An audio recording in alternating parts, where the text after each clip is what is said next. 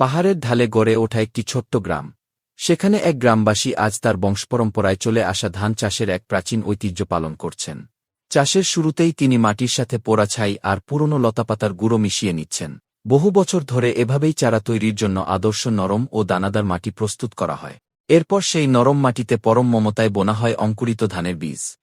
কচি চারাগুলোকে ঝড় বৃষ্টি আর ঠান্ডা থেকে বাঁচাতে ওপরে তৈরি করা হয় খড়ের সুন্দর এক প্রাকৃতিক ছাউনি, যা চারাগুলোকে উষ্ণ রাখতে সাহায্য করে। কয়েক সপ্তাহ পর চারাগুলো যখন সতেজ ও শক্ত হয়ে ওঠে, তখন সেগুলোকে শেকড়সহ তুলে কাদাভেজা মূল জমিতে একটি একটি করে রোপণ করা হয়। এই ঝুঁকে কাজ করা যেমন কষ্টের, তেমনি এতে প্রচুর ধৈর্যেরও প্রয়োজন হয়। চারা রোপণের পর ধানক্ষেতে ছেড়ে দেওয়া হয় এক ঝাঁক হাঁস। এই হাঁসগুলো ক্ষেতের ক্ষতিকারক পোকামাকড় ও শামুক খেয়ে ধানগাছকে রক্ষা করে, আর তাদের বিষ্ঠা জমির জন্য প্রাকৃতিক জৈব সারের কাজ করে। এভাবেই প্রকৃতির চক্রটি একে অপরের উপর নির্ভর করে চলতে থাকে।